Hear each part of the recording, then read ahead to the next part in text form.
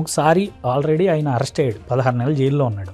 So మరి ఇప్పుడు మళ్ళీ అదే తరహాలో ప్రజలకు దొరికేసే విధంగా, లేకపోతే ఈరోజు విచారణ సంస్థలకు దొరికేసే విధంగా ఎలా చేయబుద్ధి అయిందంటారు? అంటే ఇంత పెద్ద స్కాము మళ్ళీ. ఇప్పుడు మన పైన దేవుడు ఉన్నాడు అని మనం భయపడతాం. కొంతమంది దేవుడే లేడు అని అంటారు.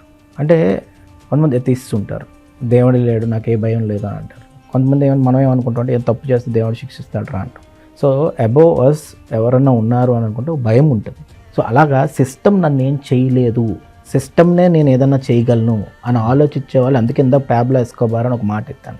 వాడేంటి సుప్రీంకోర్టే తనకు శిక్ష వేస్తుందేమో సుప్రీంకోర్టు మీద బాంబు వేస్తాడు.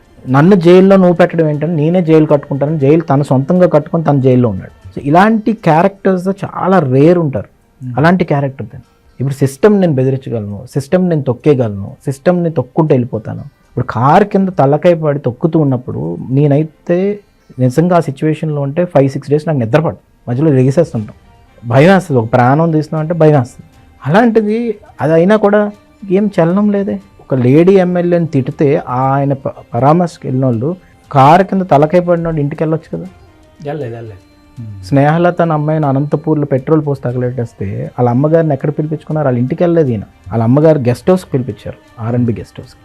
అసలు మర్చిపోయారు. ఇవన్నీ గుర్తు తెచ్చుకుంటే ఒకసారి విజయవాడలో ఒక అమ్మాయిని ఇంట్లోకి వెళ్ళి నరికేశాడు ఒక అబ్బాయి. ఆ కేసుల విషయంలో కూడా మీరు ఆలోచిస్తే CMOకి పిలిపించుకున్నారు ఫ్యామిలీని. He never went there. So ఇది డిఫరెన్స్ ఆఫ్ క్యారెక్టర్. ఈ క్యారెక్టర్ లీడర్షిప్ క్వాలిటీ కాదు.